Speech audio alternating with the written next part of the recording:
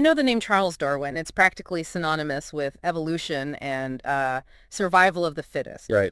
But have you ever truly stepped inside the pages of his monumental work on the origin of species to see the intricate, often personal journey of discovery he lays out? Hmm. Today, we're not just skimming the surface. We're taking a custom-tailored deep dive into the very fabric of his argument, chapter by chapter, to truly grasp the profound ideas that utterly reshaped our understanding of life itself. That's right. Our mission is to give you a genuine shortcut to being, well, properly informed about this foundational text. Yeah. We're going to unpack Darwin's keen observations, his relentless logic, and even his surprising personal reflections, almost as if he were here, guiding us through his discoveries. He faced immense intellectual difficulties, right? Drew connections across fields that seemed totally separate. Exactly. And brought a whole new light to how life on Earth came to be. It was revolutionary. Our goal is for you to walk away with those aha moments and surprising facts that really make knowledge stick. Think of it as joining us on a guided, engaging tour through one of history's most impactful books. So what's our roadmap for this intellectual adventure? We'll traverse key chapters of On the Origin of Species. We'll start with Darwin's very personal introduction, where he sets the stage and lays out his audacious claims. Okay. Then into Chapter 1, Variation under Domestication, where we see how human practices, like breeding, inadvertently reveal nature's secrets. From there, we plunge into the fierce reality of Chapter 3, Struggle for Existence, which truly underpins the entire theory of natural selection. It's fundamental. Absolutely. Next, we'll courageously confront Chapter 6, Difficulties on Theory, focusing specifically on the perplexing world of instincts, including the infamous hive bee and the slave-making ants. Wow. Okay. Then it's on to Chapter 8, Hybridism, to understand the surprisingly blurry lines between species and why sterility isn't the clear-cut barrier it was once thought to be. Right, that whole species definition thing. Precisely. We'll unravel the mysteries of the imperfection of the geological record in Chapter 9, where Darwin explains why we don't see all those transitional fossils people expected. Chapter 10 builds on that, looking at the geological succession of organic beings and the patterns in the fossil record itself. Then we'll expand our view to the vast canvas of geographical distribution across chapters 11 and 12, exploring how life is spread across the globe. Fascinating stuff. It really is. Finally, we'll bring it all together with Chapter 13, Mutual Affinities, Morphology, Embryology, and Rudimentary Organs, where Darwin shows how the shared blueprints and strange remnants within living things powerfully point to common ancestry. And how are we going to do this deep dive? Expect vivid imagery, plenty of thought-provoking questions, and modern analogies to kind of anchor these 19th century insights. Yeah, we'll be on the lookout for patterns, for Darwin's subtle persuasive techniques, and for those humbling moments where he openly admits his own ignorance, truly showing the spirit of scientific inquiry. This isn't an audio textbook. It's a conversation designed to make even the most complex ideas captivating and clear. Let's begin. We begin our journey not with a grand statement of theory, but with Darwin himself, setting the scene in his incredibly revealing introduction. Okay. The full original title of his book is a mouthful, On the Origin of Species by Means of Natural Selection, or The Preservation of Favored Races in the Struggle for Life. It's a bold title, and every word is clearly chosen with intent. What immediately jumps out at you about it? Well, the very first phrase, On the Origin of Species, tells you exactly what the book is about, how new species come into being. Straightforward. But then he immediately specifies the how, by means of natural selection. This is revolutionary. Darwin isn't just proposing that species change. He's proposing a precise mechanism for that change, a process, a force that drives it. So it's not just descriptive, it's explanatory. He's telling you the engine behind the grand story of life. Exactly. That's the key. And then, or the preservation of favored races. Now, races here isn't referring to human races. That's a common misunderstanding. Right. It means varieties, doesn't it? Like different types within a species. Precisely. Varieties or subspecies within a larger group. It's about certain variations being selected, being favored, and preserved, meaning they're more likely to survive and reproduce. And finally, in the struggle for life. That phrase sounds intense. It is, and we'll dive into it more deeply later, but it's central because it highlights the fierce competition and challenges that make natural selection possible. It's the context. At the time, this entire title was incredibly provocative, directly challenging the prevailing belief in the independent, unchanging creation of each species. It wasn't set in stone either, was it? He revised it. That's right. It's also worth remembering that this wasn't a static work. Darwin published multiple editions, refining his arguments as he continued to gather evidence and respond to critics. The sixth edition is generally considered the definitive one. And Darwin himself was no armchair philosopher. The title page immediately establishes his formidable academic standing, listing him as an M.A. and a fellow of numerous prestigious scientific bodies, the Royal Society, Geological, Linnean. Yeah, this wasn't just some curious amateur speculating. He was a respected member of the scientific establishment. And his background went beyond academia, too. Definitely. Beyond his affiliations, his previous work, Journal of Researches, during HMS Beagle's voyage around the world, emphasized his extensive field experience. He had spent years immersed in natural history across incredibly diverse regions, from the Galapagos to South America. Collecting everything. Collecting, observing meticulously. This global, first-hand perspective was absolutely vital to his later insights. It gave him a breadth of evidence few could match. What I find so fascinating in his introduction is Darwin's candid personal context for the book's publication. He opens by stating, "I give them to show that I have not been hasty in coming to a decision. This is a crucial admission." What does that tell us about him?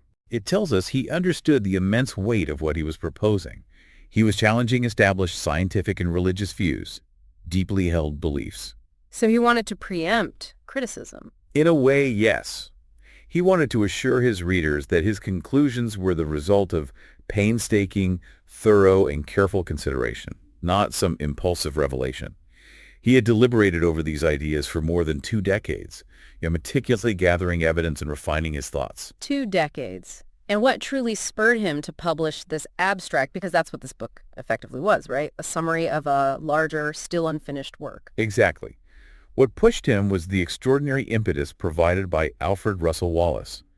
Darwin recounts that Wallace, working independently in the Malay Archipelago, had arrived at conclusions almost identical to his own. An amazing coincidence. It's one of the most remarkable coincidences in scientific history. It wasn't really a race in a hostile sense, but this shared intellectual discovery undoubtedly spurred Darwin to condense his extensive research into this abstract and publish it. It ensured his decades of prior work received due recognition. A testament to how scientific ideas can emerge simultaneously. Absolutely. When the time is right and the evidence is there, multiple minds can reach similar conclusions. Darwin's intellectual honesty is truly striking too. He anticipates the storm of debate his theory would unleash by openly acknowledging limitations and objections right from the start. Yeah, he says, "Scarcely a single point is discussed in this volume on which facts cannot be adduced, often apparently leading to conclusions directly opposite to those at which I have arrived." That's incredibly upfront. He's not presenting a dogma, but an argument open to challenge, showing a profound self-awareness of nature's complexity. And he even regrets the impossible task of fully detailing every opposing argument.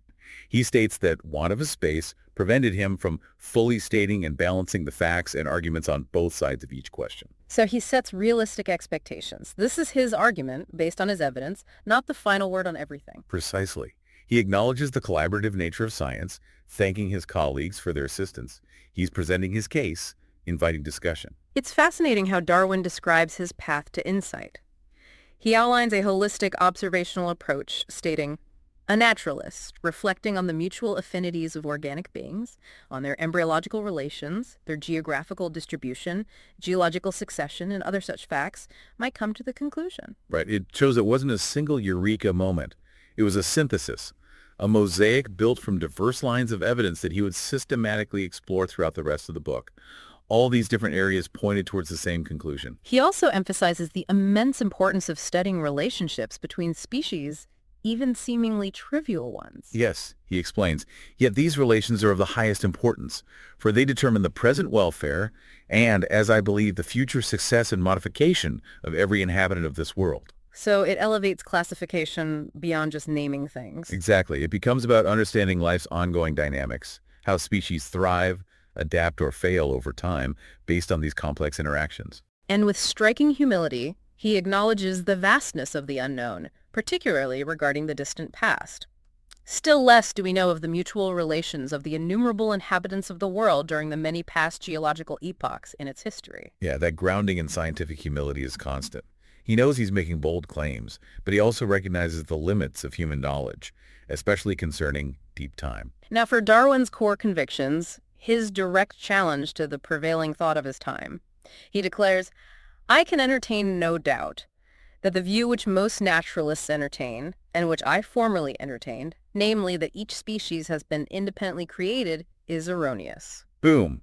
That's his direct thesis, a complete refutation of the prevailing scientific and religious dogma that each species was a unique, separate act of creation. And the fact that he openly admits he once held the opposing view adds immense weight to his change of mind, doesn't it? Absolutely. It shows it was a conclusion reached through evidence and reason, not just prior belief. And he continues, "I am fully convinced that species are not immutable, but that those belonging to what are called the same genera are lineal descendants of some other and generally extinct species, in the same manner as the acknowledged varieties of any one species are the descendants of that species."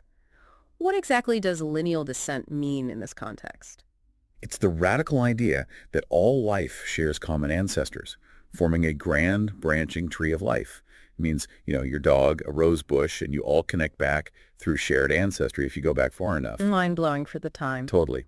And he then introduces an even more radical idea that varieties, the slight differences we see within a species, like different dog breeds, are simply incipient species. Species in the making. Exactly, species in the making. And species themselves are just older, more defined varieties.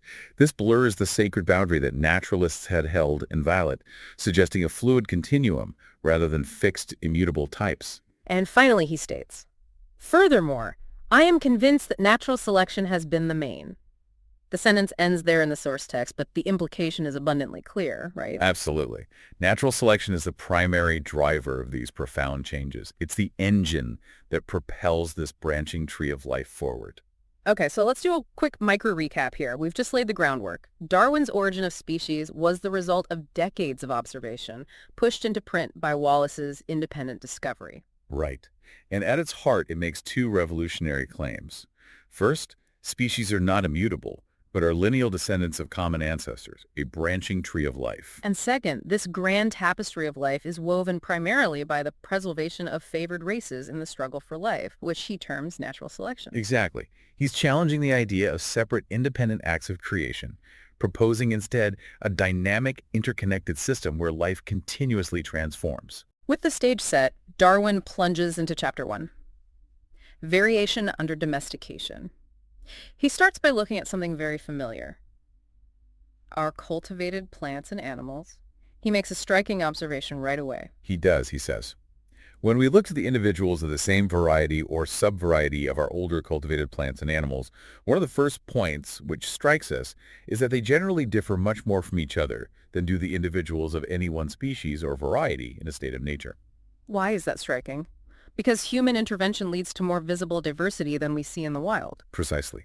Think of the incredible range of dog breeds, from a Chihuahua to a Great Dane, or the countless varieties of cabbage, broccoli, kale, all bred from one wild mustard plant.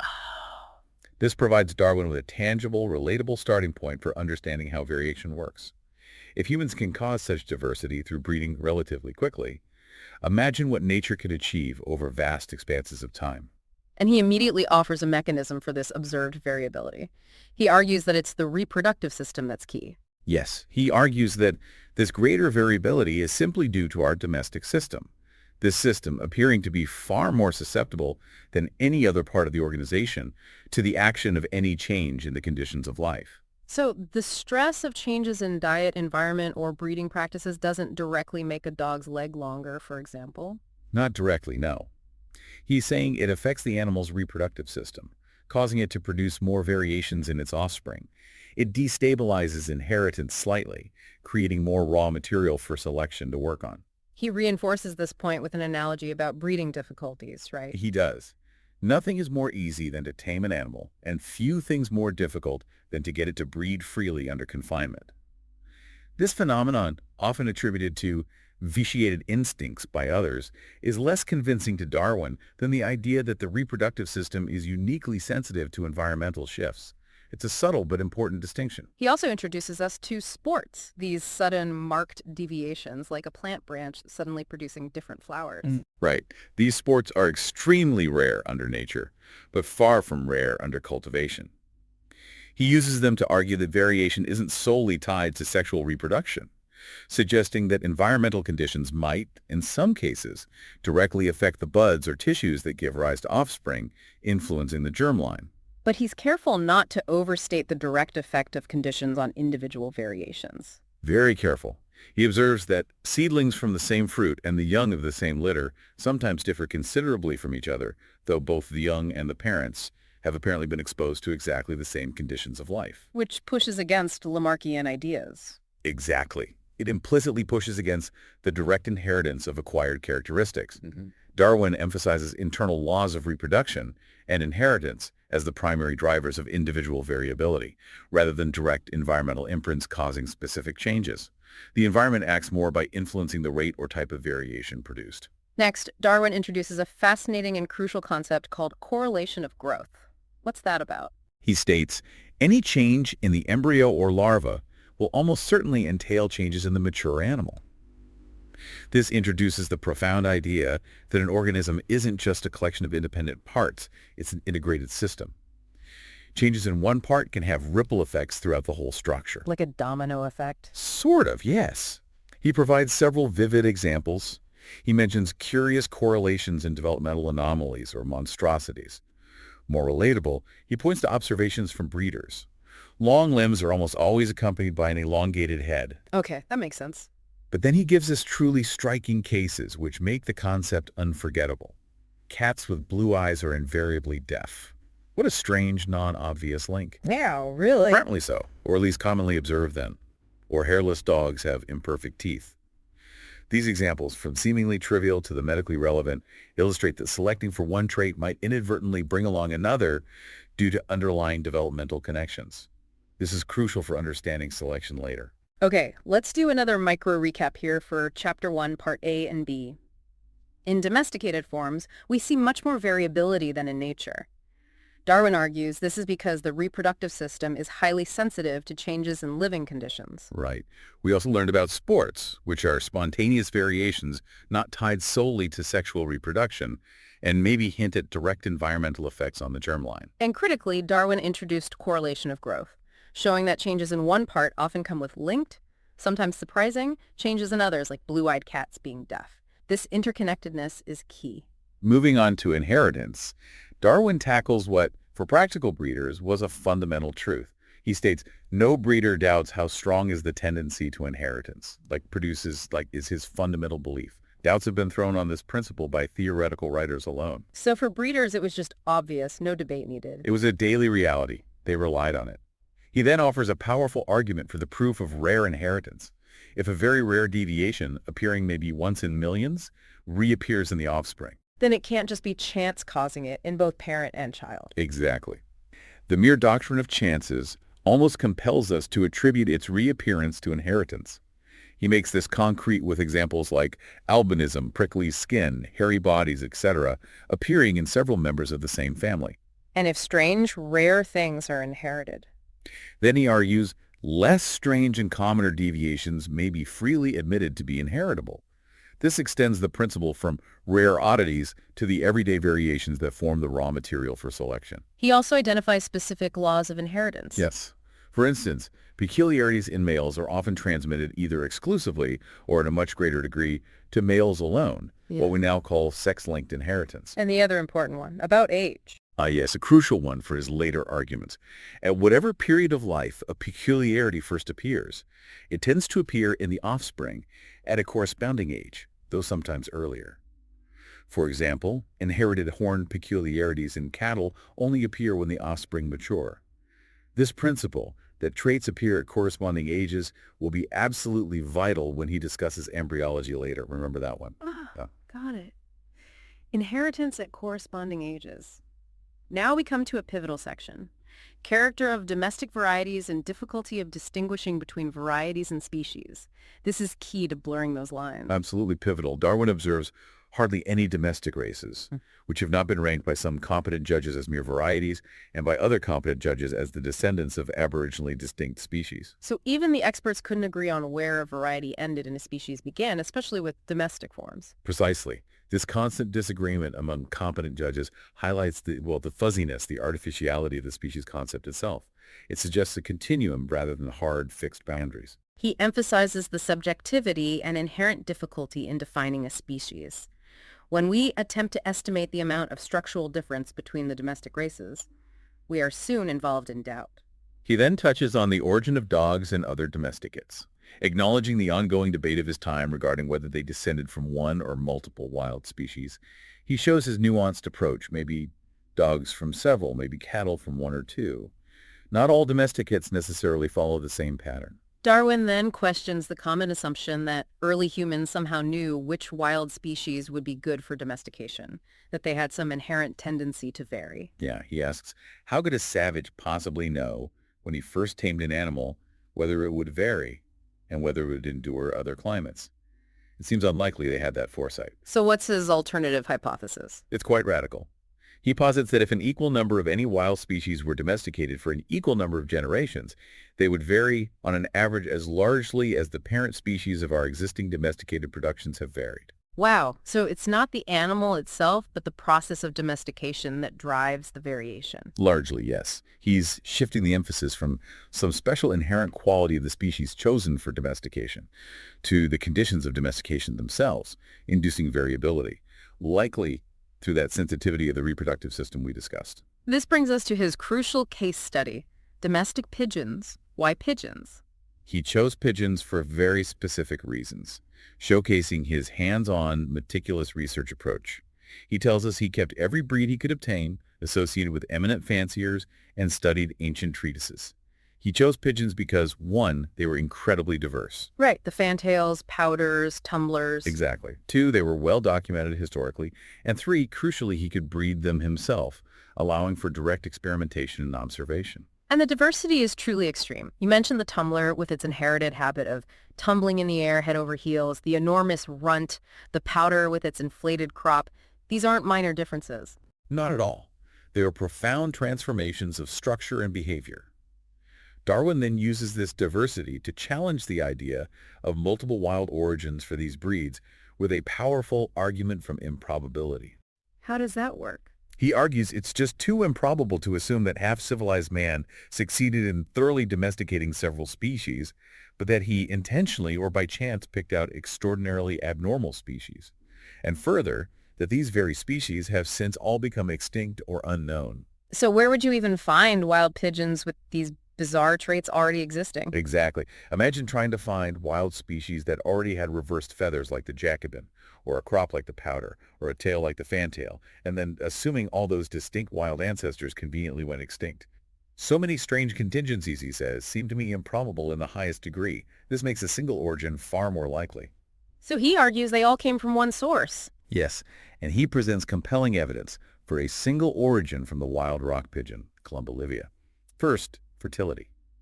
All breeds, even the most distinct, readily cross and produce perfectly fertile offspring. That's a key biological criterion for belonging to a single species. What else? Second, reversion to wild type.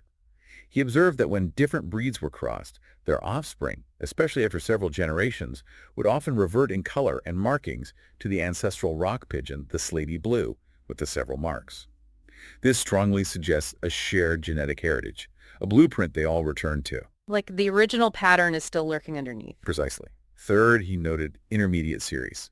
By comparing subbreeds, he could arrange them to show an almost perfect series between the extremes of structure, demonstrating the gradual nature of change. And finally, the sheer long history of domestication for pigeons, going back to the 5th Egyptian dynasty around 3000 BC, provides the immense timescale needed for such variation to accumulate under human selection.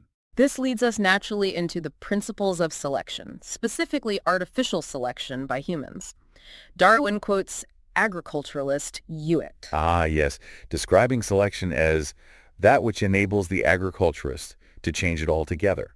It is the magician's wand, by means of which he may summon into life whatever form and mold he pleases. A very evocative quote.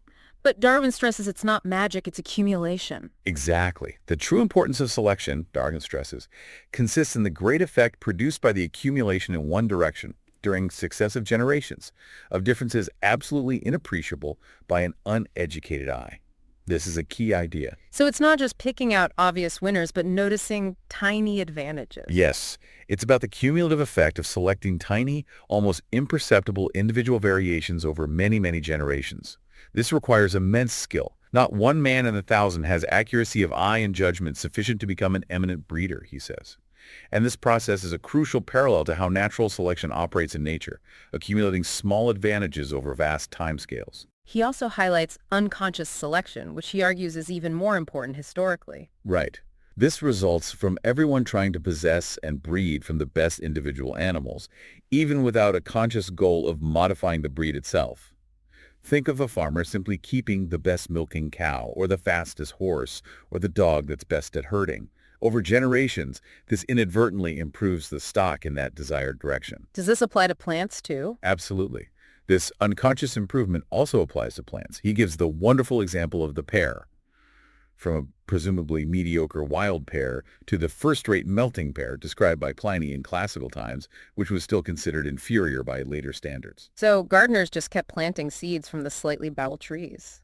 Essentially, yes. Gardeners never thought what splendid fruit we should eat, Darwin muses, though we owe our excellent fruit in some small degree to their having naturally chosen and preserved the best varieties they could anywhere find. This is a powerful long-term example of unconscious selection at work, illustrating how gradual improvement can occur over vast periods even without a specific endpoint in mind. Okay, let's pull Chapter 1 together with a mega recap. Darwin uses human practices artificial selection, both methodical and unconscious, to demonstrate the immense power of accumulating slight individual differences over generations. Right. He reveals that domestication itself acts as a crucible for variation, often because the reproductive system is sensitive to changing conditions. He brilliantly exposes the arbitrary nature of the species concept, arguing that varieties are simply incipient species in the making. His detailed study of domestic pigeons provides compelling evidence for all the diverse breeds descending from a single wild ancestor, the rock pigeon, dramatically illustrating how immense diversity can arise from a common stock through selective processes. And he introduces the vital concept of correlation of growth, showing that changes in one part of an organism often come with linked, sometimes surprising, changes in others, reminding us that organisms are integrated wholes. Finally, he suggests dominant widespread species are often the ones producing new varieties, setting the stage for diversification in nature. Okay, let's crystallize that with our chalkboard flashcards for Chapter 1. What are the absolute key terms and concepts? All right, first, variability under domestication. Increased variation compared to nature, maybe due to sensitive reproductive systems. Next, correlation of growth. Linked changes between parts, like blue eyes and deafness in cats. Inheritance. Traits passed down, often appearing at corresponding ages. Remember that one? Got it. Then sports. Sudden, significant variations. Artificial selection. Human-driven accumulation of slight variations, conscious or unconscious, like the unconscious selection example of improving pairs over centuries. And the big one. Species versus variety. A continuum, not fixed. Varieties are incipient species. The pigeon ancestry study. All breeds from the wild rock pigeon, proving selection's power. And finally, dominant species. Widespread, numerous species are most likely to produce new varieties. Building on the idea of variation, Darwin now plunges into Chapter 3, Struggle for Existence. He explicitly states this chapter bears on natural selection. What does he mean by that? He means it's the absolute foundation. It's the ecological context, the driving force that makes natural selection not just possible, but inevitable. Without a struggle, there's no selective pressure. And he immediately clarifies that the term struggle for existence is used in a wide sense. It's not just lions fighting zebras. Not at all. That's a crucial distinction. It encompasses far more. He admits nothing is easier than to admit in words the truth of the universal struggle for life, or more difficult, at least I have found it so, than constantly to bear this conclusion in mind. Why is it difficult to keep in mind? Because nature often appears peaceful and abundant, doesn't it? We behold the face of nature bright with gladness. We often see superabundance of food. We do not see, or we forget, that the birds which are idly singing around us mostly live on insects or seeds and are thus constantly destroying life. The struggle is often hidden, subtle, constant. But understanding it was key. Absolutely essential. He emphasizes its profound significance. Yet, unless it be thoroughly ingrained in the mind, I am convinced that the whole economy of nature will be dimly seen or quite misunderstood. It's the lens through which everything else makes sense. Darwin then defines struggle for existence with several examples, illustrating its broad sense. He starts with the obvious one. Yes, the direct predator-prey struggle. Let us take the case of a wolf, which preys on various animals, securing some by craft, some by strength, and some by fleetness. Classic combat. But then he expands it. Right. To include abiotic factors, the environment itself. But a plant on the edge of a desert is said to struggle for life against the drought, though more properly it should be said to be dependent on the moisture. It's a struggle against physical conditions. And competition between organisms. Yes, plant versus plant competition. A plant which annually produces 1,000 seeds, of which on an average only one comes to maturity, may be more truly said to struggle with the plants of the same and other kinds which already clothe the ground. This is competition for space, nutrients, light, vital resources. He even uses the example of mistletoe to illustrate highly metaphorical competition. That's a great example of the subtlety. The mistletoe depends on trees, true, but it also struggles with other mistletoes on the same branch. And metaphorically, it may metaphorically be said to struggle with other fruit-bearing plants in order to tempt birds to devour and thus disseminate its seeds rather than those of other plants. It's a competition for dispersal agents. It shows how broad and intricate the struggle can be. And this struggle is inevitable because of Geometry. A struggle for existence inevitably follows from the high rate at which all organic beings tend to increase. Every being, whether it produces thousands of eggs like a codfish or just a few like an elephant, reproduces at a rate that, if unchecked, would quickly lead to overwhelming numbers. the Malthusian principle applied to all life. Exactly. If populations are unchecked, numbers would quickly become so inordinately great that no country could support the product. This potential for exponential growth crashing against limited resources is the struggle. He emphasizes that all plants and animals are tending to increase at a geometrical ratio, and that the geometrical tendency to increase must be checked by destruction at some period of life. This is the engine of selection. Far too many individuals are born than can possibly survive. He cautions that our familiarity with domestic animals can mislead us, as we forget that thousands are annually slaughtered for food, and that in a state of nature, an equal number would somehow have to be disposed of. Nature has its own ways of culling the population. And it's not just about birth rate, but survival rate. Crucially, the number of eggs or seeds is primarily to make up for much destruction at some period of life, and this period in the great majority of cases is an early one. The true measure of success isn't just how many offspring are born, but how many survive to reproduce themselves. He uses a tree example. A vivid one. A tree living for 1,000 years technically needs only one seed every 1,000 years to survive and replace itself if that seed is never destroyed. But of course they produce thousands, because most are destroyed by countless factors. So that in all cases the average number of any animal or plant depends only indirectly on the number of its eggs or seeds. Survival is the bottleneck. Okay, let's do a quick micro recap for the first part of Chapter 3. The struggle for existence is a pervasive force, much broader than just physical combat. Right. It includes battling the elements, competing for resources, avoiding predators, attracting pollinators, everything. And this struggle is the inevitable result of life's tendency to increase geometrically, hitting the limits of finite resources. Precisely. Darwin argues that survival, navigating this struggle, is more important than just the sheer number of offspring produced. This sets the stage for why certain variations are favored. Now, let's look at the nature of the checks to increase, what actually limits populations. Darwin states the amount of food for each species, of course, gives the extreme limit, but very frequently it is not the obtaining food, but the serving as prey to other animals, which determines the average numbers. So predation is often a bigger check than starvation. Often, yes. He gives an example of game birds on an estate where their numbers depend chiefly on the destruction of vermin, predators. And climate. Does that play a direct role? Often indirectly, he argues, by favoring other species. He explains this using garden plants. We may clearly see in the prodigious number of plants in our gardens which can perfectly well endure our climate, but which never become naturalized, for they cannot compete with our native plants nor resist destruction by our native animals. So the climate might be fine, but the local competition is too tough. Climate shifts the competitive balance. Exactly. It doesn't just directly kill. It creates conditions that favor some species over others in the competitive struggle. What about disease? He notes that epidemics can also play a role, especially density-dependent ones. When a species, owing to highly favorable circumstances, increases inordinately in numbers in a small tract, epidemics often ensue. Some of these, he suggests, are due to parasitic worms disproportionately favored by the high host density, leading to a sort of struggle between the parasite and its prey. Another layer of complexity. This leads to the idea of competition, universal and complex relations of all animals and plants. It sounds like a cornerstone. It absolutely is. Darwin states that competition is most severe between individuals and varieties of the same species. Why them specifically? Because they share nearly identical needs and habits. They're going after the exact same resources, the same nesting sites, the same food. He gives that wheat example again. Yes, it's a powerful demonstration. If several varieties of wheat be sown together, some of the varieties which best suit the soil or climate will beat the others, and will consequently in a few years quite supplant the other varieties. Direct, observable natural selection driven by competition. And this competition extends beyond varieties. Oh yes.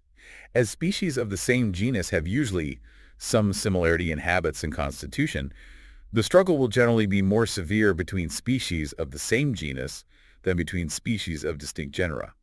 Close relatives are often the fiercest competitors. This leads to the incredibly intricate, complex web of interdependencies. Darwin provides the Paraguay cattle and fly example to demonstrate these cascading effects. Can you walk us through that chain? Sure, it starts with a certain fly that lays eggs in the navels of newborn cattle, checking their increase. Simple enough. But then the flies are checked by certain birds. Those birds, in turn, are checked by hawks and other predators. Okay, a food chain, but Yep. then the ripples. Exactly. He describes the ripple effect. Hence, if certain insectivorous birds were to increase in Paraguay, the flies would decrease. Then cattle and horses would become feral wild, and this would certainly greatly alter the vegetation. This again would largely affect the insects, and this the insectivorous birds, and so onwards in ever-increasing circles of complexity. We began the series by insectivorous birds, and we have ended with them. Wow. It's a feedback loop showing the delicate balance. A perfect illustration. Battle within battle must ever be recurring with varying success, he writes, and yet in the long run the forces are so nicely balanced that the face of nature remains uniform for long periods of time, though assuredly the merest trifle would often give the victory to one organic being over another. And this challenges catastrophism again, the idea of sudden, big changes. Powerfully. Darwin argues these subtle ongoing struggles, these shifting balances, are the true cause of change and extinction, not necessarily dramatic, planet-altering events. So profound is our ignorance, he says, that we marvel when we hear of the extinction, and as we do not see the cause, we invoke cataclysms or invent laws on the duration of life. He's advocating for observable, gradual processes. He provides another beautiful example of complex relations with the red clover and humblebee example, illustrating coevolution. Yes, a classic. He states, "Thus I can understand how a flower and a bee might slowly become, either simultaneously or one after the other, modified and adapted in the most perfect manner to each other, by the continued preservation of individuals presenting mutual and slightly favorable deviations of structure." He gets specific about bee behavior, too. He does. He notes bees are anxious to save time, sometimes cutting holes in flowers. And crucially, hive bees cannot reach nectar in common red clover. Only humblebees can. So there's selective pressure. Potentially, yes. It might be a great advantage to the hive bee to have a slightly longer or differently constructed proboscis. Or, conversely, if humblebees become rare, it might be a great advantage to the red clover to have a shorter or more deeply divided tube to its corolla so that the hive bee could visit its flowers. Beautiful. It shows coevolution through reciprocal selective pressures, changes in one species driving changes in another, leading to mutual adaptation. In his summary of the chapter, Darwin reiterates the relentless drive. Each organic being is striving to increase at a geometrical ratio, that each at some period of its life has to struggle for life and to suffer great destruction. And then that surprisingly compassionate note. Yes, the soothing conclusion. When we reflect on this struggle, we may console ourselves with the full belief that the war of nature is not incessant, that no fear is felt, that death is generally prompt. He emphasizes that while life is a struggle, it's not necessarily one of constant, drawn-out suffering in the human sense.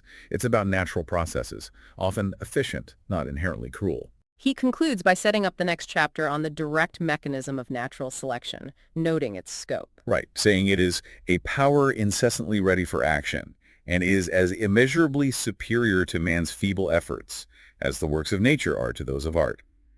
Nature selection is far more powerful and pervasive than human breeding. Okay, time for the mega recap and flashcards for Chapter 3.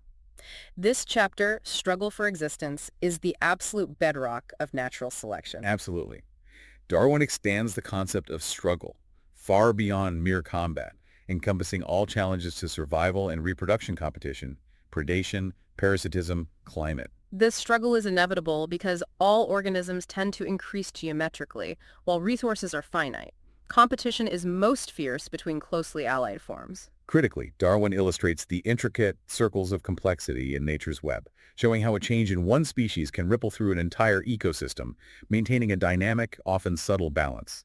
This constant pervasive struggle provides the raw material for natural selection. All right, chalkboard flashcards for Chapter 3.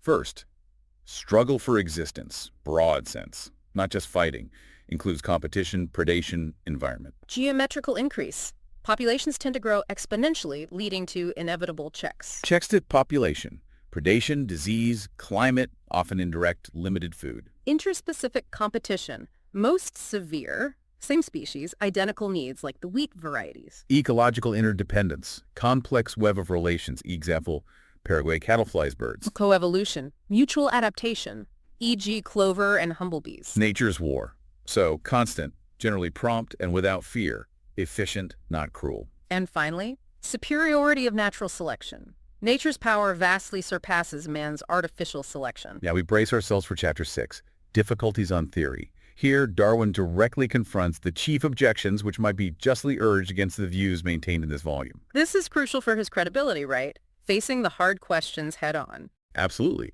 He's not trying to sweep problems under the rug. He reminds us of previous discussions, particularly the distinctness of specific forms, and they're not being blended together by innumerable transitional links as a very obvious difficulty. He'd already started addressing that, hadn't he? By saying varieties are incipient species and intermediates get outcompeted? Exactly. He recalls assigning reasons for why such links do not commonly occur at the present day, primarily due to competition and extermination. Now he's ready to plunge into the particularly perplexing realm of instincts, an area many contemporaries found utterly irreconcilable with gradual evolution. Okay, so instincts in general, how does he start? He begins by setting clear boundaries. He will not attempt any definition of instinct. He's not trying to explain the origin of consciousness or primary mental powers. He's only concerned with the diversities of instinct and of the other mental qualities of animals within the same class. How did these specific instincts evolve? He defines instinct by example. Yes, stating that everyone understands what is meant when it is said that instinct impels the cuckoo to migrate and to lay her eggs in other birds' nests. For him, it's an innate action, performed without any experience and when very young, and consistent within a species. He then compares instinct to habit. Why? He says, this comparison gives a remarkably accurate notion of the frame of mind under which an instinctive action is performed, but not of its origin. He highlights similarities. Both are often performed unconsciously, sometimes in direct opposition to our conscious will. Both can be modified, and both easily become associated with other habits. And he illustrates this with that caterpillar experiment. Yes, P. Huber's fascinating caterpillar experiment. If a caterpillar building its hammock is interrupted and moved back in the sequence, say from step 6 to a step 3 hammock, it gets embarrassed and tries to redo the already completed work from step 3 onwards. If moved forward, it tries to redo the steps it missed. It vividly shows the fixed, sequential, almost robotic nature of some instincts, much like ingrained habits. Darwin then explores the idea of inherited habit. Right. If we suppose any habitual action to become inherited, and I think it can be shown that this does sometimes happen, then the resemblance between what originally was a habit and an instinct becomes so close as not to be distinguished. He used the Mozart analogy here. Yes, making it relatable. If Mozart, instead of playing the pianoforte at 3 years old with wonderfully little practice, had played a tune with no practice at all, he might truly be said to have done so instinctively. It bridges the gap between learned behavior and innate instinct. But he adds a crucial caveat. A very important one. But it would be the most serious error to suppose that the greater number of instincts have been acquired by habit in one. He's refuting a simple Lamarckian explanation. While habit might play a role sometimes, his core argument remains variability and natural selection. So instincts must vary. That's the key. If it can be shown that instincts do vary ever so little, then I can see no difficulty in natural selection preserving and continually accumulating variations of instinct to any extent that may be profitable. Instincts aren't fixed. They are subject to the same laws as bodily structures. And they evolve for the benefit of the species itself. Yes, the instinct of each species is good for itself, but has never been produced for the exclusive good of others. This reinforces his principle that selection acts on individual or group advantage, not pure altruism. He addresses the apparent counterexample of aphids and ants. Where the aphids seem to be helping the ant. Right. But he explains that while aphids excrete sweet juice for ants, it's also probably a convenience to the aphids to have it removed due to its stickiness. So it's likely a mutualistic relationship, still benefiting the aphid, not purely selfless. Okay, quick micro-recap on instincts. Darwin argues instincts, like physical traits, vary and are inherited, making them subject to natural selection. He likens them to deeply ingrained habits, like with a caterpillar, and suggests they evolve for the benefit of the individual species or group, not necessarily altruistically, as seen with the aphids and ants. This sets the stage for explaining complex behaviors. Moving on to domestic instincts, their origin. Darwin observes many inherited behaviors in domesticated animals. He notes that retrieving is certainly in some degree inherited by retrievers, and a tendency to run round, instead of at, a flock of sheep by shepherd dogs. And these are performed without learning. Yes, he emphasizes these actions are performed without experience by the young, without the end being known. The young pointer doesn't know it's helping its master. He contrasts these with wild instincts. Yes, noting domestic instincts are under less rigorous selection and have been transmitted for an incomparably shorter period, which might explain why they seem less perfect. The mixing of instincts when different dog breeds are crossed also shows how heritable and blendable these behaviors are. He delves into the evolution of tumbling pigeons, that strange tumbling habit. Right. No one would ever have thought of teaching the tumbler pigeon to tumble, Darwin's explanation. Some one pigeon showed a slight tendency to this strange habit, and that the long-continued selection of the best individuals in successive generations made tumblers what they now are. A perfect example of how slight, perhaps initially unconscious selection can shape complex, seemingly bizarre behaviors. Similar logic for pointing dogs. Exactly. It may be doubted whether anyone would have thought of training a dog to point had not some one dog naturally shown a tendency in this line. Once that initial tendency appeared, methodical selection and the inherited effects of compulsory training would soon complete the work, a combination of innate tendency and selection. Next, Darwin addresses natural instincts of the cuckoo, ostrich, and parasitic bees. The cuckoo's brood parasitism is a classic puzzle. He hypothesizes its origin gradually. Let us suppose that the ancient progenitor, occasionally she laid an egg in another bird's nest, if the old bird profited by this occasional habit, maybe by being less burdened, or if the young were made more vigorous by the foster parents. Then those individuals gained an advantage. Right. And crucially, young thus reared would be apt to follow by inheritance the occasional and aberrant habit of their mother. By a continued process of this nature, he believes, the cuckoo's strange instinct evolved. It didn't appear fully formed. One of the most inconceivable instincts Darwin confronts is that of slave-making ants. Formica sanguinea. He found this one particularly challenging. He did. He admits that for the more specialized slave maker, Ephrosmens, it would be hopeless to have speculated how so wonderful an instinct could have been perfected. But for F. sanguinea, he sees a potential path. He describes his rigorous, almost skeptical approach, observing slave behavior himself, how masters raided other nests for pupa, which then grew up as slaves. And his hypothesis for the origin. It's grounded in a simpler behavior. Ants, which are not slave makers, will carry off pupa of other species if scattered near their nests, perhaps initially just as food. It is possible, he speculates, that pupa originally stored as food might become developed, and the ants thus unintentionally reared would then follow their proper instincts and do what work they could. This suggests a gradual path from simple food collection to accidental rearing to purposeful slave raiding. Then there's the hive bee, its cell-making instinct. The hexagonal honeycomb seems like perfect design. Darwin acknowledges this. So wonderful an instinct will probably have occurred to many readers as a difficulty sufficient to overthrow my whole theory. It looks like intelligent engineering. But he argues it follows from simple rules. Exactly. He asserts this beautiful work can be shown to follow from a few very simple instincts. The perfection isn't from complex planning by the bee, but from simple actions interacting based on geometry. The key insight came from Mr. Waterhouse. The form of the cell stands in close relation to the presence of adjoining cells. And Darwin's geometric model. With Professor Miller's help, he proposed, Imagine bees excavating equal spheres of wax from a block. If a number of equal spheres be described with their centers placed in two parallel layers, then if planes of intersection between the several spheres be formed, there will result a double layer of hexagonal prisms. So the hexagon just naturally emerges from packing spheres efficiently. Precisely.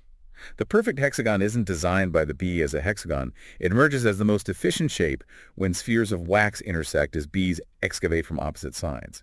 It's maximum strength and volume from minimum wax, achieved through simple instinctive behaviors, not architectural foresight. Now for what Darwin calls the great difficulty regarding instincts, neuter or sterile insects, like worker ants or bees. Yes. The great difficulty lies in the working ants differing widely from both the mores and the fertile females in structure and in instinct. They often lack wings, have different jaws, different behaviors. And the problem is, if they're sterile, they don't reproduce. So how can their advantageous traits be passed on or selected for? Individual selection seems to fail here completely. It looks like a fatal flaw. How can natural selection shape a trait in an individual that leaves no offspring? His brilliant solution: selection acts on the community, or the family, not just the individual. How does that work?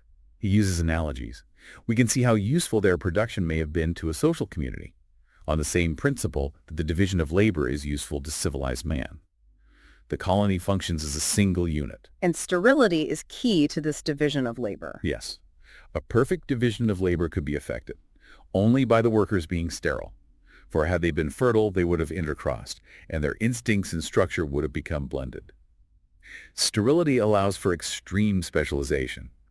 So selection favors colonies that produce sterile workers with beneficial traits, because those colonies thrive and pass on the genes for producing such workers, via the queen and drones.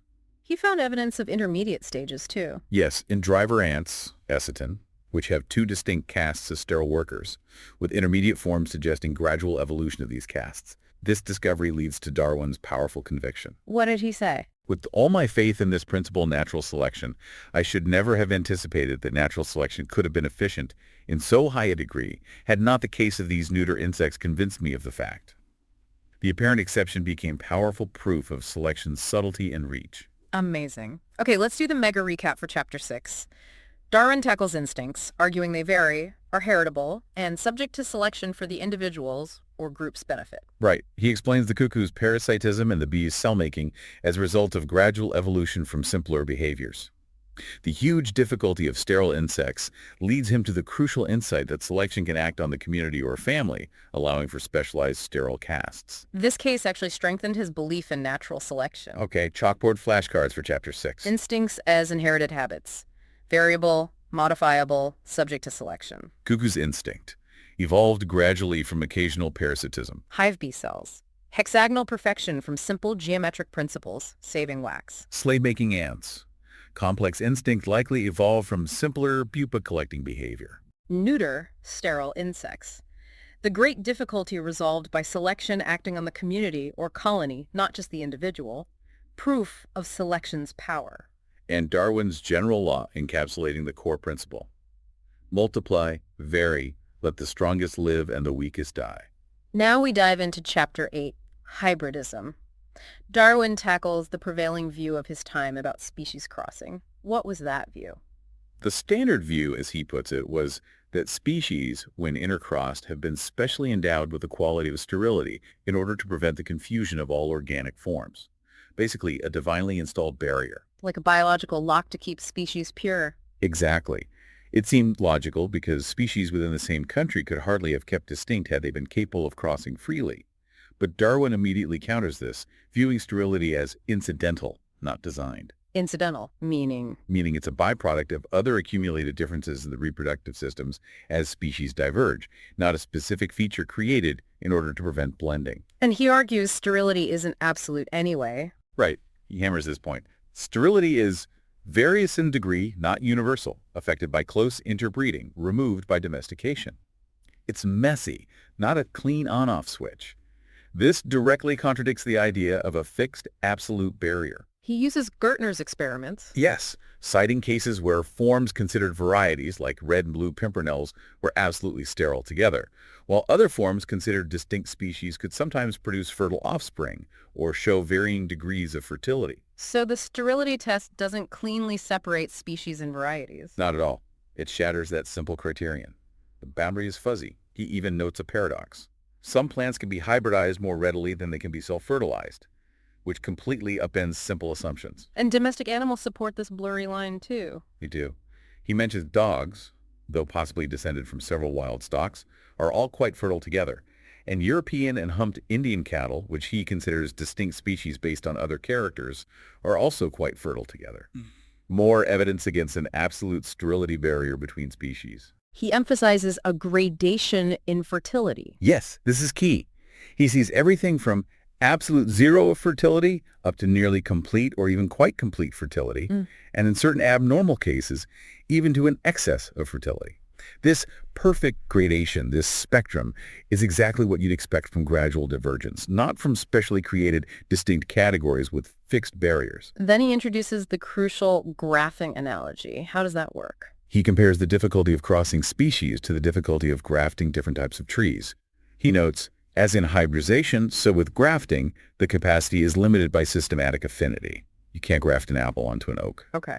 He sees a rude degree of parallelism between the results of grafting and crossing. His point is, as we must look at the curious and complex laws governing the facility with which trees can be grafted as incidental on unknown differences in their vegetative systems, so I believe that the still more complex laws governing the facility of first crosses are incidental on unknown differences, chiefly in their reproductive systems. So just like grafting problems aren't designed to stop trees merging in forests, hybrid sterility isn't designed to stop species blending. Precisely.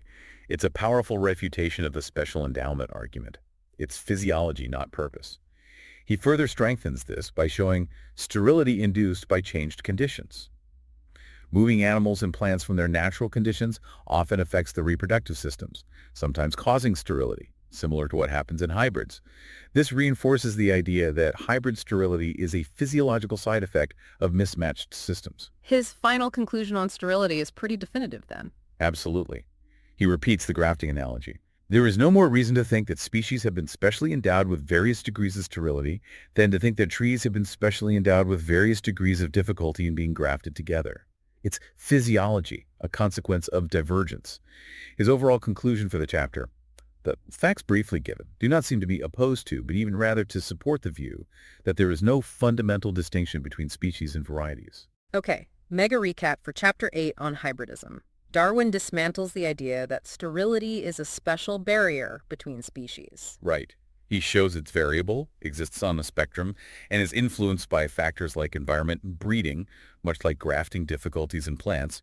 It's an incidental consequence of accumulated physiological differences, especially in reproductive systems, as species diverge. This gradation, plus examples of sterile varieties and fertile species crosses, reinforces his core argument. There's no fundamental distinction between species and varieties. They're points on a continuum. Chalkboard flashcards for Chapter 8. Sterility, hybridism, not a special endowment, but an incidental consequence of divergence. Degrees of sterility. Varies widely, forming a continuum supporting the no fundamental distinction argument. Grafting analogy. Difficulty grafting parallels hybrid sterility, both due to physiological differences, not design. Induced sterility. Environmental changes can cause sterility, similar to hybrids. Mongrels versus hybrids. Crosses between varieties. Mongrels generally more fertile variable than crosses between species, hybrids. And the key principle: species and varieties are points on a continuous spectrum, not fixed categories.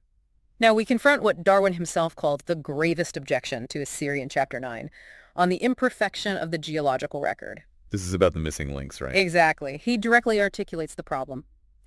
If species evolved gradually, the number of intermediate varieties, which are formerly existed, must be truly enormous. Why then is not every geological formation and every stratum full of such intermediate links? Geology assuredly does not reveal any such finely graduated organic chain, and this perhaps is the most obvious and gravest objection. It's a huge challenge. If evolution is gradual, where are all the steps? It seems like a fatal flaw based on the evidence as known then. But Darwin first works to correct a common misconception about what kind of intermediate link we should be looking for. What's the misconception? He says, I have found it difficult to avoid picturing to myself forms directly intermediate between them two living species. But this is a wholly false view. We should always look for forms intermediate between each species and a common but unknown progenitor. Ah, so not halfway between a modern horse and a modern tapir, but between each of them and their shared ancestor. Precisely. He uses his pigeons again. You don't look for an intermediate between a fantail and a pouter, but between each of them and the ancestral rock pigeon. This shifts the search image for transitional fossils. It's about tracing lineages back to common branching points. Still, the number of links must be huge. Inconceivably great, Darwin says. The fossil record should be overflowing if it were complete. So why isn't it? This leads him to talk about time. Yes, on the vast lapse of time, as inferred from the rate of deposition and of denudation. He highlights the immense scale of geology, citing Lyell. The thickness and extent of sedimentary formations are the result and measure of the degradation which the Earth's crust has undergone. Mountains wear down, creating sediment layers over unimaginable time. And he tries to calculate this, the Weald example. He does. Based on the erosion of the Weald Valley in England, assuming a very slow rate of coastal erosion, 1 inch per century, he calculates the process must have required, say, 300 million years. 300 million years. Just for that one feature. That provides the necessary deep time for slow, gradual evolution. Exactly. It establishes the vastness of the time scale involved. But then he argues that even with all that time, the record itself is incredibly poor, on the poorness of our paleontological collections. Why is it so poor? What are the reasons? Several key reasons. First, specific conditions are needed for fossil preservation. Sediment must accumulate rapidly and thickly, usually in subsiding seabeds, to protect remains from decay and erosion. These conditions aren't common. Most places don't preserve fossils well. Right. Vast areas like the deep ocean floor, oceanic blanks, have little sediment. Even on land, erosion is more common than deposition. Second, there are long blank periods in the record, where an enormous interval of time might pass with no deposition occurring in a region, or where subsequent erosion wiped out earlier layers. And the record is intermittent. Critically so. Geological formations of each region are almost invariably intermittent. You get depositions during periods of subsidence, land sinking, but during periods of elevation, land rising, or stasis, erosion dominates, destroying records. So the fossil record is like a book with most of its pages torn out and only fragments remaining of the pages that are left. Okay, quick micro recap. Darwin faces the gravest objection, the lack of transitional fossils. His first counter is that we should look for intermediates connecting back to common ancestors, not direct links between modern species. Right. His second counter is that geology provides the vast time needed. And his third crucial counter is that the fossil record itself is extremely imperfect due to specific preservation requirements, intermittent deposition, and widespread erosion. It's a snapshot, not a continuous movie. This leads to, on the absence of intermediate varieties in any one formation. Even if a formation represents a long time, Darwin argues each perhaps is short compared with the period requisite to change one species into another. You might not capture the whole transition in one slice of rock. And new varieties start small. Yes, varieties are generally at first local. They don't spread widely and replace their parent forms until they have been modified and perfected in some considerable degree. So the chance of finding all the intermediate stages fossilized in that one initial location is very small. He admits the lack of fossils pushed his thinking. He does, very honestly. I do not pretend that I should ever have suspected how poor a record, had not the difficulty of our not discovering innumerable transitional links pressed so hardly on my theory.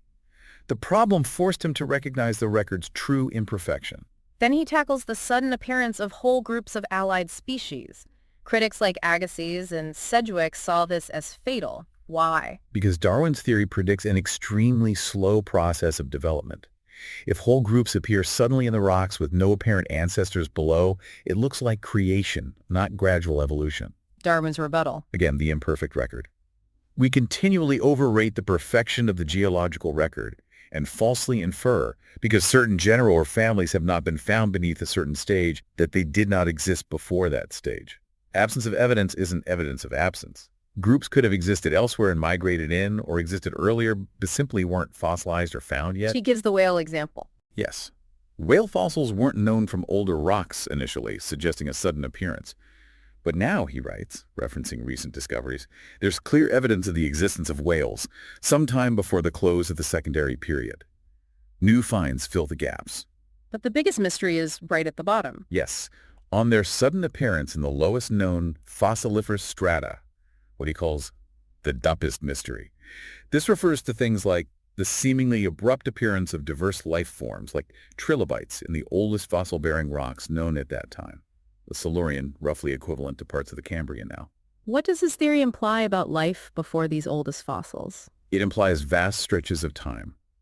If my theory be true, it is indisputable that before the lowest Silurian stratum was deposited, long periods elapsed, probably far longer than the whole interval from the Silurian age to the present day, and that during these vast yet quite unknown periods of time, the world swarmed with living creatures. A huge amount of evolution happened before our fossil record really begins. Why don't we find records of this primordial period? Darwin's answer. Remarkable honesty again.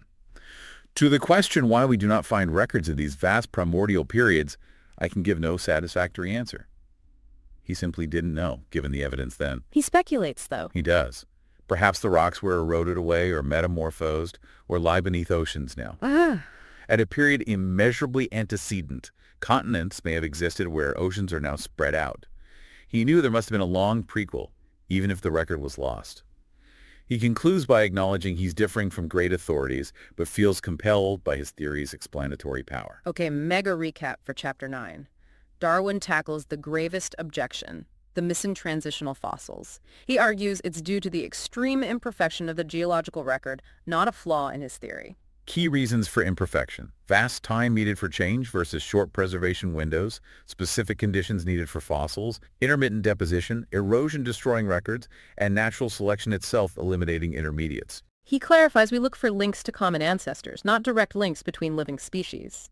The sudden appearance of groups is an illusion caused by the record's gaps, especially the huge gap before the oldest known fossils, implying vast, unrecorded eons of early life. Chalkboard flashcards for Chapter 9. Imperfect geological record. The main reason for apparent lack of transitional fossils. A poor collection. Vast lapse of time. Geology shows immense time available. Eggsy wheeled calculation. Intermittence of formations. Deposition isn't continuous, gaps are normal. Rarity of fossilization. Specific rare conditions needed. Extermination of intermediates. Selection removes less fit transitional forms. Indirect intermediates. Links are via common ancestors. Sudden appearance. Delusory, due to record's incompleteness, especially the vast missing primordial periods. Challenging authority. Darwin relies on his theory's logic over established geological interpretations. Now, on to Chapter 10. On the geological succession of organic beings. Having argued the record is imperfect, Darwin now argues that what the record does show supports his theory. He starts with gradualism. Yes. On the slow and successive appearance of new species, he asserts, new species have appeared very slowly, one after another, both on the land and in the waters. This fits the gradual nature of descent with modification. He brings back the tree metaphor here. He does, beautifully. One species giving rise first to 2 or 3 varieties, these being slowly converted into species, which in their turn produce by equally slow steps other species, and so on, like the branching of a great tree from a single stem, till the group becomes large. That image of branching divergence is central. Then he discusses on extinction, linking it directly to natural selection. Yes, their intimate connection. On the theory of natural selection, the extinction of old forms and the production of new and improved forms are intimately connected together. One process drives the other. As new, better adapted forms arise, they outcompete and eventually replace older, less well-adapted forms. And again, he rejects cataclysms as the main cause. Right. He argues against the old notion of cataclysms, wiping things out wholesale. Instead, extinction is usually a slower species-by-species process driven by competition and changing conditions. How does he explain extinction happening? Through competition. When a new and slightly improved variety has been raised, it at first supplants the less improved varieties. When much improved, it takes the place of other breeds or species. He uses that vivid domestic analogy again. The cattle in Yorkshire. Exactly. How the Longhorns replaced the ancient black cattle, and then the Shorthorns swept away the Longhorns, as if by some murderous pestilence. It's competitive replacement, mirroring nature. But some old forms survive, relic forms. Yes, the persistence of relic forms. He explains, a few of the sufferers may often long be preserved from being fitted to some peculiar line of life or from inhabiting some distant and isolated station where they have escaped severe competition. These are the living fossils, survivors in refuges or specialized niches. Like that Trigonia shell in Australia? Precisely. Or the ganoid fish. They are remnants of once widespread groups. He concludes on extinction. We need not marvel at extinction. Let it be at our presumption in imagining that we understand the many complex contingencies on which the existence of each species depends. It's complex, but natural. Moving to, on simultaneous changes in the forms of life throughout the world, he observed a parallelism in fossils across continents. Yes. In the several successive Paleozoic formations of Russia, Western Europe, and North America, a similar parallelism has been observed. This suggests a kind of global synchronization where the forms of life have changed almost simultaneously throughout the world. How does he explain this seeming global coordination? Through the success and spread of dominant groups. It is also natural that the dominant, varying and far-spreading species should be those which would have the best chance of spreading still further and of giving rise in new countries to new varieties and species. So successful groups evolve, spread out, and displace older groups everywhere. That's the idea. Diffusion, even if slow, of these improved forms leads to older, often related, groups disappearing across the globe around the same geological time. This creates the appearance of simultaneous change driven by the spread of evolutionary innovations. Okay, quick recap of Chapter 10 so far. Darwin argues the fossil record, though imperfect, shows species appearing slowly and successively like branches on a tree. Extinction is intimately linked to the rise of new forms via natural selection, a process of competitive replacement rather than just cataclysms. Some ancient forms persist as relics. And the apparent simultaneous change in life forms globally is explained by the gradual spread and success of dominant, evolving groups displacing older ones. Now, on the affinities of extinct species to each other and to living species, Darwin discusses ancestral generalization. What's that? It's the idea that the more ancient a form is, by so much the more it tends to connect by some of its characters groups now widely separated. Older fossils often possess a mix of traits that are later seen refined or specialized in different descendant groups. So they act like bridges between modern groups. Exactly. They're often intermediate, not directly between two modern species, but between two groups, revealing their shared ancestry from a more generalized progenitor. He uses a diagrammatic representation in the book to show how extinct forms can link diverging lineages. And this has great explanatory power for his theory. Immense. Thus, on the theory of descent with modification, the main facts with respect to the mutual affinities of the extinct forms of life seem to me explained in a satisfactory manner, and they are wholly inexplicable on any other view. He also predicts that the fauna of any great period will be intermediate in general character between that which preceded and that which followed it. Gradual change. He uses that New Zealand analogy again to explain higher forms. Right. British species would likely outcompete New Zealand natives if introduced, suggesting British forms are higher in a competitive sense, better adapted to intense struggle, but not necessarily more perfect in some absolute way. Competitive success isn't always obvious just by looking at the organisms. On the state of development of ancient forms, on the succession of the same types within the same areas, he brings up Agus's law of embryonic resemblance. Yes, the observation that ancient animals resemble to a certain extent the embryos of recent animals of the same classes. The fossil succession somewhat mirrors embryonic development. We'll see more on this in Chapter 13. And the law of the succession of types. This is the wonderful relationship in the same continent between the dead and the living. Extinct organisms in a region are typically related to the living organisms in that same region. How does Darwin explain this? As a direct consequence of descent with modification in place, the inhabitants of each quarter of the world will obviously tend to leave in that quarter. Closely allied, though, in some degree modified descendants. Things evolve where they live. The giant extinct ground sloths of South America are related to modern South American sloths and armadillos, showing regional continuity. He then summarizes chapters 9 and 10 together. He reiterates the imperfection of the geological record. Right. He challenges rejectors.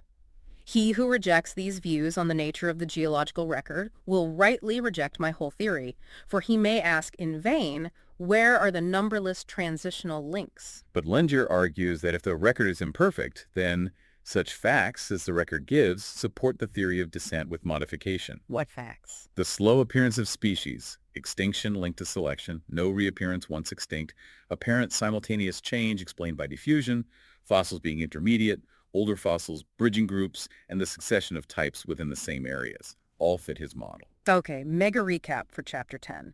Darwin argues the fossil record, despite its gaps, supports descent with modification. Key points.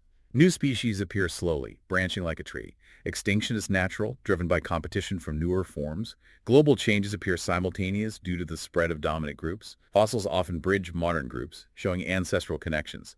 And the law of succession of types, living species resemble extinct ones in the same region, is strong evidence for local evolution.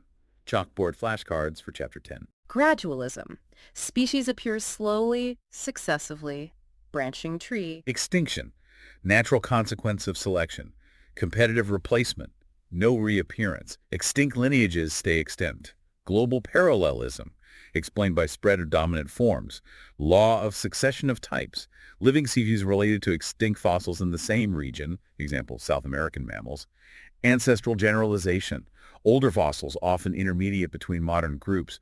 Relative higher forms, newer forms higher, only in competitive advantage. Now, we shift our focus to Chapter 11, Geographical Distribution. Darwin begins by challenging a simple explanation for why things live where they do. Yes, he asserts that present distribution cannot be accounted for by differences in physical conditions alone. Climate and geography aren't the whole story. What's more important, in his view? Organism-to-organism relations. The relation of organism to organism being the most important of all relations. The ecological web competition, predation, mutualism plays a huge role in determining who lives where. And barriers are key? Absolutely. Thus, the high importance of barriers comes into play by checking migration, as does time for the slow process of modification through natural selection. Mountains, oceans, deserts, they isolate populations, allowing them to diverge over time. This leads to his idea about single origins. Yes, in Affinity of the Productions of the Same Continent Centers of Creation, he states a fundamental prediction. The several species of the same genus must originally have proceeded from the same source as they have descended from the same progenitor. Even if found worldwide now, they started somewhere specific and spread. So identical species found far apart must have migrated. That's his argument. It is incredible that individuals identically the same should have been independently created in multiple places. They must have dispersed from one spot. This requires accepting vast amounts of migration over geological time. Which leads to the fascinating question, how did they disperse? Means of dispersal. Right. By changes of climate and of the level of land, and by occasional means.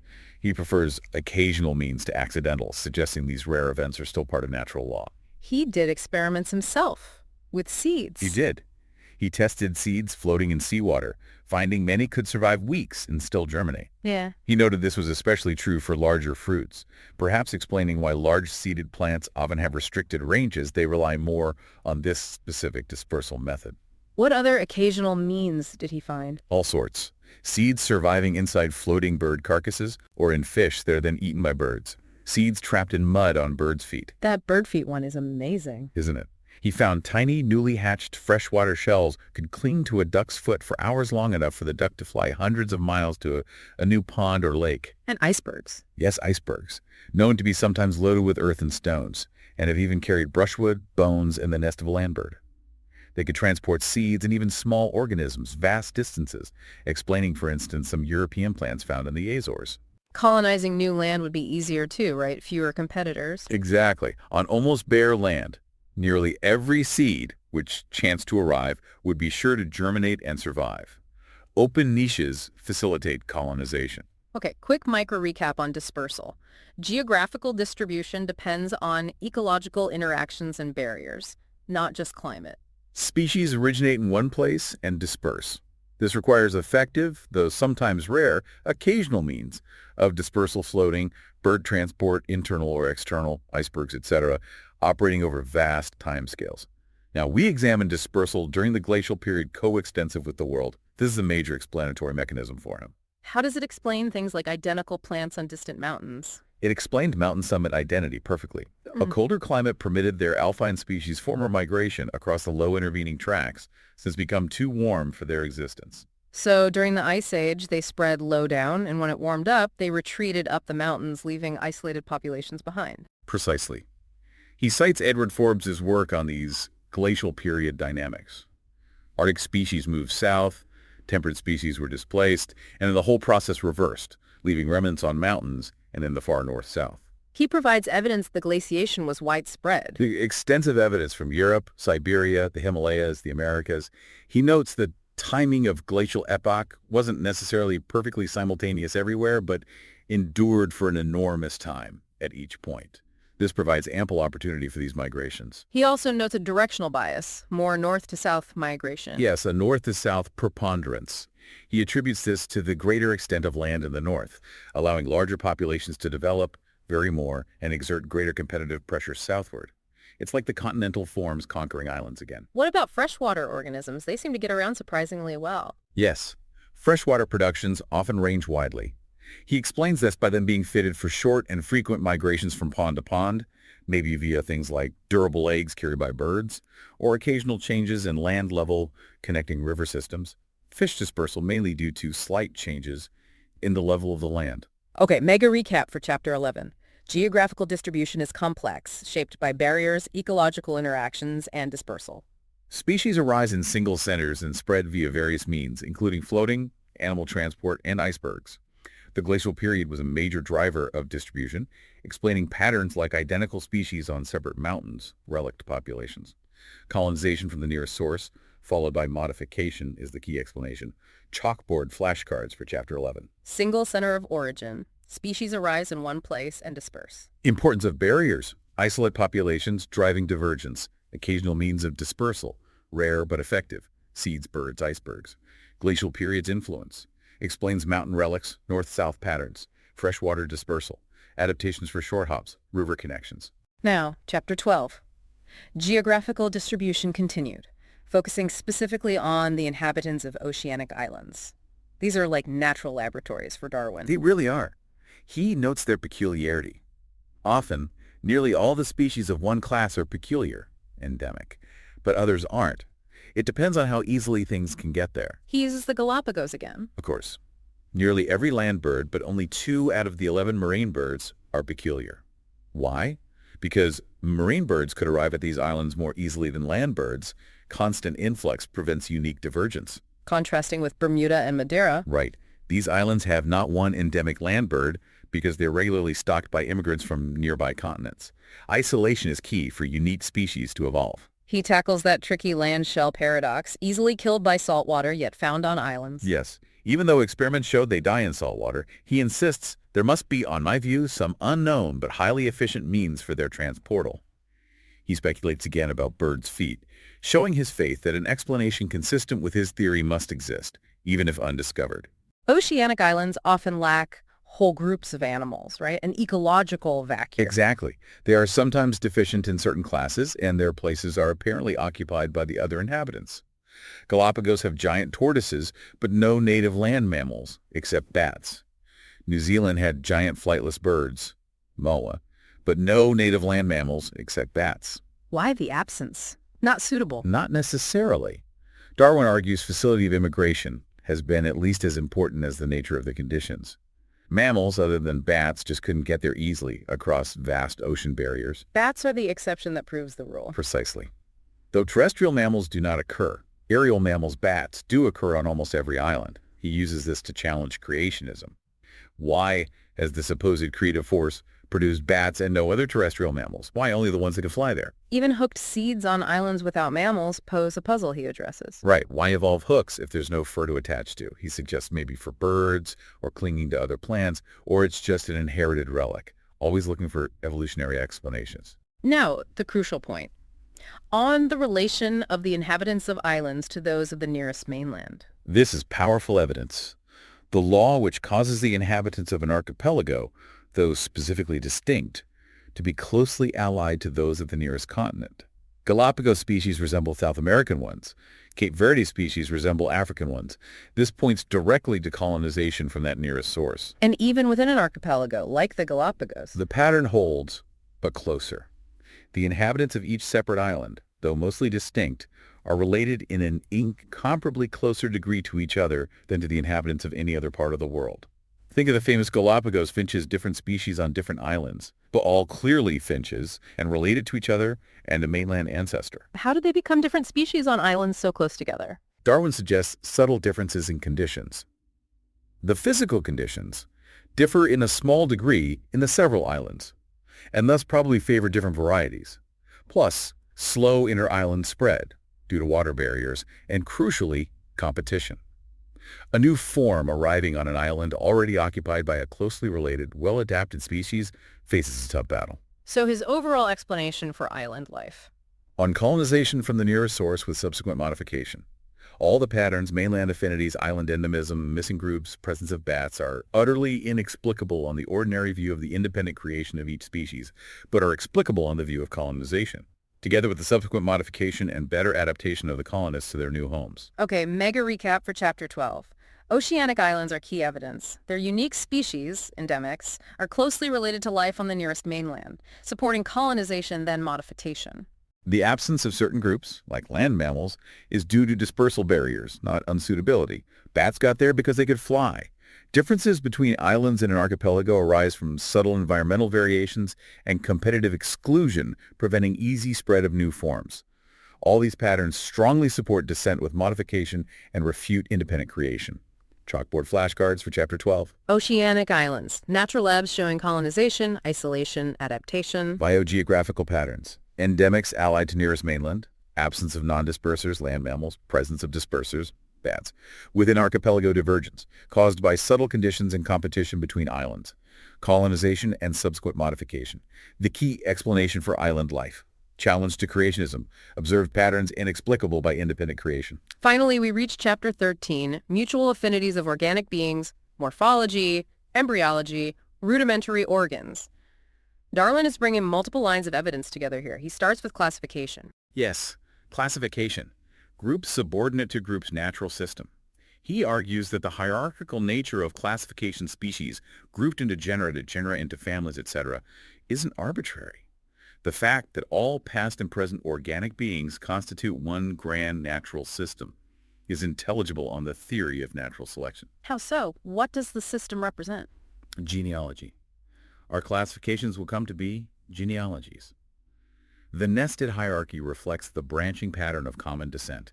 He uses that brilliant language analogy again. Classifying languages genealogically reveals their historical relationships, just like classifying species reveals their evolutionary relationships. He talks about the value of different characters for classification. It's not always the most important traits. Exactly. We can understand why we value certain resemblances far more than others, why we are permitted to use rudimentary and useless organs, or others of trifling physiological importance. The key isn't physiological importance, but constancy or stability over evolutionary time. Traits that haven't changed much reveal deeper ancestry. Like those rudimentary organs. Precisely. Rudimentary or antecedent organs, though physiologically unimportant, are universally admitted as highly serviceable in the definition of whole groups, because they are stable indicators of shared history. Yeah. He also stresses the aggregate of characters. Classification relies on a constellation of traits, not just one. He distinguishes true affinity, homology, from superficial resemblance, analogy. A crucial distinction. Analogical or adaptive characters give no true affinities. His example. The streamlined shape of a whale and a fish is analogy, adaptation for swimming. But the shape shared among different whale species is homology, inherited from a common whale ancestor. Classification must rely on homology. Okay, quick recap on classification. Darwin sees it as revealing genealogy, the tree of life. Seemingly minor or rudimentary traits are often most valuable for classification because they reflect deep, stable, shared ancestry, unlike superficial adaptive traits. Next, morphology, the study of form and structure, specifically homologous structures. This is powerful evidence. The common plan. Yes. The framework of bones being the same in the hand of a man, wing of a bat, fit of the porpoise, and leg of the horse.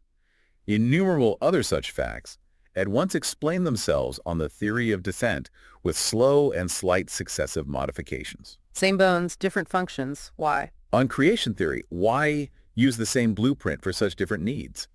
On descent theory, it's simple. They all inherited that underlying blueprint, pentadactyl limb in this case, from a common ancestor, and the natural selection modified the same parts for different uses: walking, flying, swimming, grasping. Like tinkering with an existing design. Exactly. He applies the same logic to insect mouthparts' infinite diversity derived from modifications of the same basic ancestral parts. He notes sometimes the pattern gets obscured by fusion or loss of parts, but the underlying homology is often detectable. Now on to embryology. This was striking evidence for him. Hugely striking embryonic similarities. The embryos of distinct animals within the same class are often strikingly similar. He uses that Agassiz anecdote. Where Agassiz couldn't tell vertebrate embryos apart. Right. Powerful evidence from a critic. Larvae of different insects often look more alike than the adults. Barnacle larvae reveal their crustacean identity. Why? He explains it using that principle from Chapter 1, inheritance at corresponding ages. Precisely. Variations tend to appear in the offspring at the same age they first appeared in the parent. If modifications benefiting the adult happen later in life and are inherited at that later age, then the early embryonic stages remain relatively unchanged, preserving the ancestral form. So the embryo shows an older version of the blueprint. In a way, yes. Yeah. The forelimbs in the embryos of the several descendants will still resemble each other closely, for they will not have been modified. He uses young pigeons. Again, different breeds look much more similar as nestlings than as adults. The embryo is a picture, more or less obscured, of the common parent form. Finally, rudimentary, atrophied, or aborted organs. Useless parts. Yes, and they are extremely common throughout nature, bearing the stamp of inutility. These are huge problems for creationism, but powerful evidence for evolution. So many. Rudimentary mommy in male mammals, the bastard wing in birds, pelvic and hind limb rudiments in some snakes, teeth in fetal whales that never erupt, teeth buds in embryonic birds, wings under fused covers in flightless beetles. The blind cave animals. Right. Eyes reduced, sometimes overgrown. He argues natural selection might even aid disuse here, as maintaining useless complex organs is wasteful. These aren't imperfections of design, they are historical remnants. Like the wisdom teeth or appendix in humans today? Vestiges? Exactly the same principle Darwin is outlining. He concludes that these rudimentary organs, far from presenting a strange difficulty, might even have been anticipated by his theory. They are explained by inheritance from ancestors who used those parts. Nature reveals her scheme of modification through these remnants. Okay, mega recap for Chapter 13. Darwin masterfully unites classification, morphology, embryology, and rudimentary organs. Classification reflects genealogy. Morphology shows shared homologous structures, like limbs, inherited from common ancestors and modified. Embryology reveals ancestral forms because changes often occur later in development. Rudimentary organs are useless vestiges of ancestral structures. All these lines of evidence converge powerfully on descent with modification and are largely inexplicable by special creation. Chalkboard flashcards for Chapter 13. Genealogical classification reflects the branching tree of life. Homology. Shared underlying structures, for example, vertebrate limbs, revealing common ancestry. Embryological resemblance. Embryos show ancestral traits, progenitor's picture, due to inheritance at corresponding ages.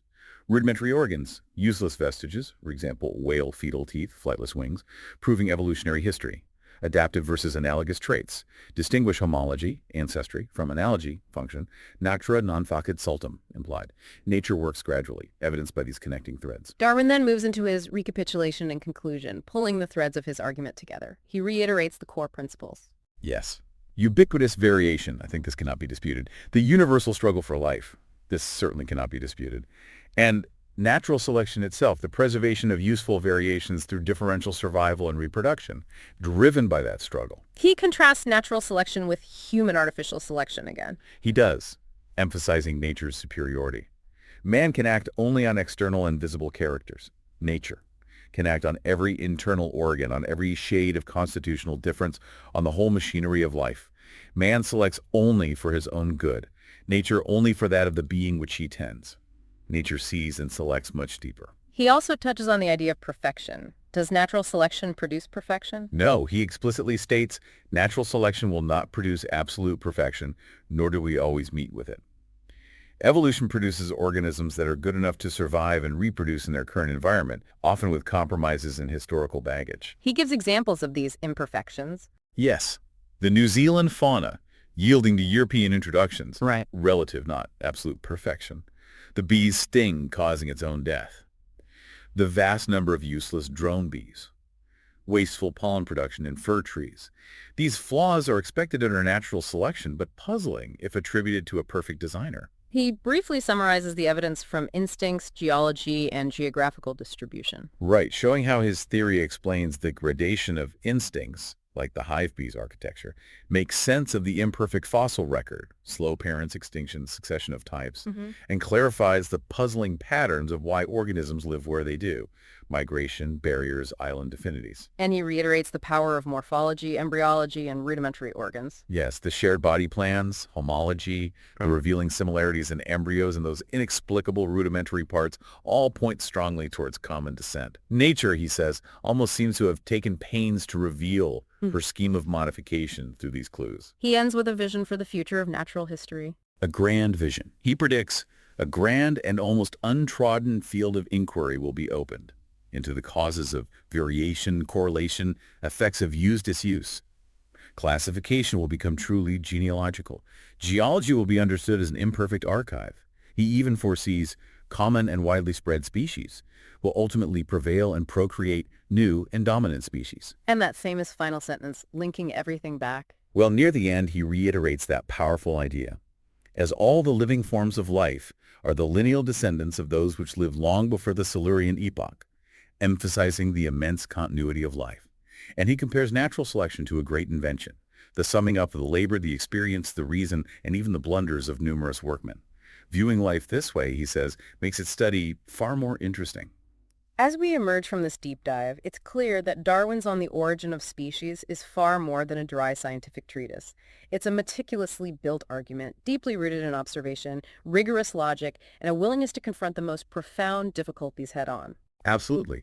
He took the seemingly disparate facts of variability, the fierce competition for life, the mysteries of instinct, the incompleteness of the fossil record, the patterns of geographical distribution, and the shared blueprints of all living things, and wove them into a single, elegant, and revolutionary tapestry of common descent driven by natural selection. He didn't just propose a theory. He provided a framework that brought coherence to the entire natural world, turning inexplicable anomalies into predicted consequences.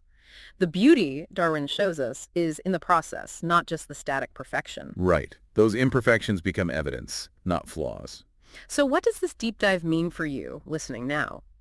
Consider Darwin's emphasis on slow and slight successive modifications, and the cumulative power of selection, even unconscious selection. How might his principles, which explain everything from the vertebrate eye to the hive bee's cell, lead you to think differently about, say, the rapid evolution of antibiotic resistance in bacteria today?